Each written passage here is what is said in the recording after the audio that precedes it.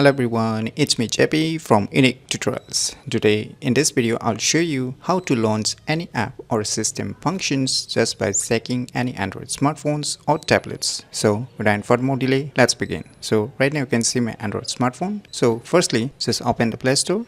And the Play Store, just search for one application name as Sekit. On the first list you will see the application, just click on it. Just click on install to install this application. So once the installation is done, just click on open. On opening, it will ask you some permission. Just click on OK. Just click on allow. Just move back. Click on allow again. And just enable this Sekit option. Just move back. Now just double left click on the respective option as you can see here. And now you can select the various options like flashlight, camera or the application. So let me add a Chrome here. Just to give you an example, you can add any application or system function here. So you can see here the instruction how you need to do. You need to set it like this, just like this.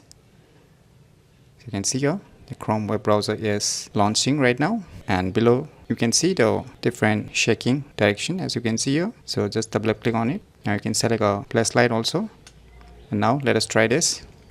So now you can see here flashlight is glowing. So if you want to customize the sensitivity, then just click on the settings option and you can customize the sensitivity to low or high depending upon your needs. And there is a vibration option, proximity sensor, twist wrist or shake, battery optimization settings, draw over other apps permission. So these are the options you're gonna get inside the settings. So using this application named as Sekit, you can easily launch any app or system functions just by checking any Android smartphones or tablets very easily. So if you never known about this cool application, then you should definitely give it a try. So if you find this video tutorial useful, please click on the thumbs like button, and if you're new to our channel, click on the subscribe button, and lastly, thanks for watching.